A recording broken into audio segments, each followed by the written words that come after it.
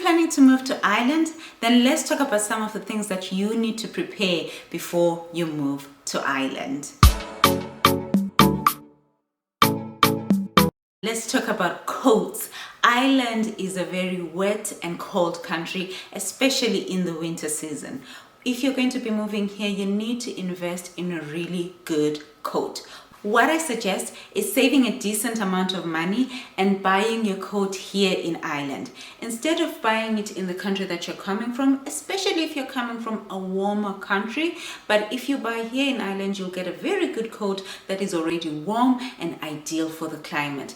I suggest you save a couple of hundreds and buy two, maybe a very warm one for those very cold winter nights or winter days, or alternatively as well, save enough money that you can get a shorter one, and that is much lighter but still warm enough for those days when it's not too hot and it's not too cold, and it's right there in the middle somewhere.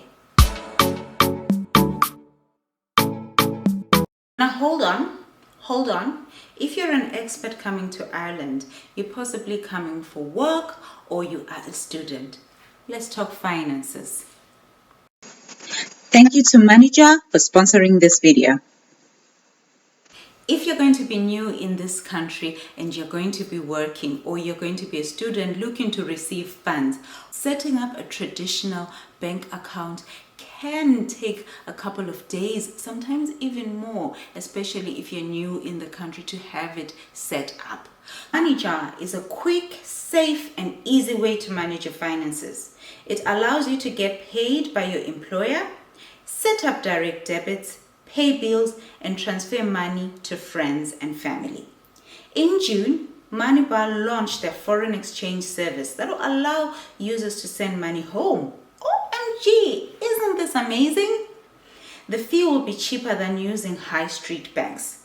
When you come to Ireland, it can take up to 8 weeks to get an appointment to set up a bank account in one of the traditional banks. As Manager provides an Irish IBAN, it's a lot easier to do things that other neobanks can't. Manager's sign-up process takes less than 5 minutes.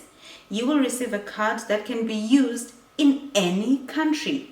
Having an Irish IBAN will allow you to set up your utility and phone bills much quicker than if you have to wait for a traditional bank account.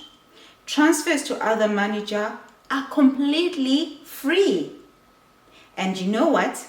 They are integrated with Google Pay and Apple Pay. If you want to sign up with Manager, I've left a link below in my comments. Just click on that link and it'll take you directly to where you need to go to sign up. Raincoat. It can be wet most of the time in Ireland. Sometimes it will rain almost every day, especially in the winter time. Sometimes it'll be sunny in the morning and then it'll be raining in the evening. So what I suggest is wherever you go, take your raincoat with you, even if you're looking outside and it's all sunny skies. I suggest you buy a raincoat instead of an umbrella because it can get quite windy during the winter season. You don't want to be running around and your umbrella is trying to get away from you. So a nice, warm, light raincoat will be perfect for the climate. If you can spend a little bit more and get something with a lining underneath, that will keep you a little bit extra snug as well. Deposit for rent. What I suggest is that you save about 2 months deposit for rent when you come to Ireland. If you already have temporary accommodation organized and you're going to be moving out of that temporary accommodation, maybe you're going to be living with a host family, for example, what I suggest you do is that you save up to at least 2 months deposit, as that is what most places would ask for. Especially if you don't have any renting history here in Ireland, 2 months to 3 months deposit, if you can stretch it, would be ideal so that you can secure that rental accommodation. On the same note, don't worry about furniture. Most places in Ireland rent out places that are fully furnished. If you're going to be renting out an apartment or a room, most likely it will be fully furnished. 9 times out of 10 it will be fully furnished. All you need to do is save a little bit of change to buy your pots, your plate, as well as your sheets. testing for any diseases. If you're going to be coming here and you're going to be working in healthcare, you may be required to test for certain diseases. For example, hepatitis. There's a few of them that they would like you to test for. TB, for example. So what I do suggest is that some places may pay for those tests for you, but what I do suggest is, just in case they're not paying, which some places may not be, save a little bit of money so that you can be able to get those tests done, because you will need to get those tests done as soon as possible. Save a little bit of money so that you can be able to pay your GP, because you're going to be paying out of your pocket. So to not get yourself nervous and short-strapped of cash, save that cash so that when you need to do those tests, you have that money at hand. A lip card. When you come to Ireland, the first thing that I would suggest is go and get yourself a lip card. You may need to invest that little bit of few euros to get that lip card, but I do suggest you get that lip card. The lip card you can use for buses, you can use for the Luas, which is how people get around in Dublin.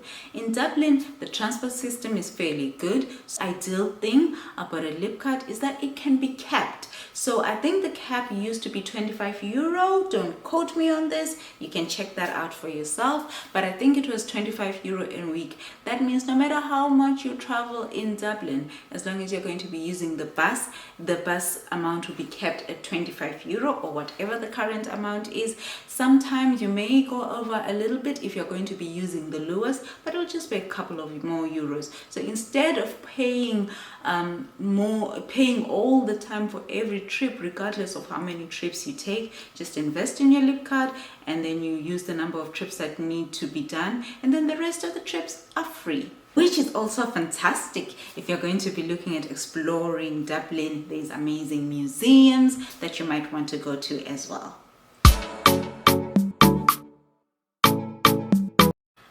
Build your community. Reach out to other people that are already here in Ireland. Reach out from people from your country. A quick Facebook search will help you to find people that might be from your country that are already residing here. If you can't find people from your own country, look for other experts that are in Ireland. This is an amazing way to get to know other people. This is how you find places to rent. This is how you get tips and the things to look out for as a new person here in Ireland. But if you can't find them on Facebook, start right here and subscribe to my channel. I'm in Ireland already. You can pop me a question. That is it, guys.